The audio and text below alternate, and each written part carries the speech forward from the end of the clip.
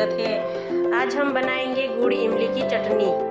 इसके लिए हमने लिया है 100 ग्राम गुड़ और 150 ग्राम इमली। उसके लिए हमने लिया है 2 गिलास पानी, फिर उसको 10-15 मिनट तक उबालेंगे।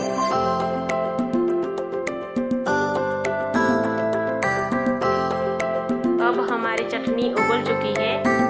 उसके बाद चटनी ठंडी हो जाए फिर उसको मिक्सर में क्रश कर लेंगे, फिर छान लेंगे।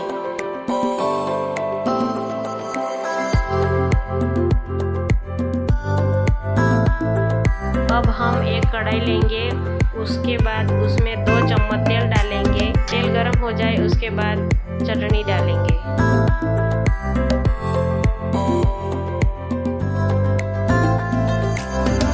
अभी मैंने हाफ टी स्पून नमक, 1 टीस्पून जीरा पाउडर, हाफ टी स्पून मरी पाउडर, हाफ टी स्पून संचल पाउडर डालेंगे। 1 टीस्पून काश्मीरी लाल मिर्च डालेंगे, फिर उसको उबालेंगे। फिर हमारी चटनी अभी तैयार है।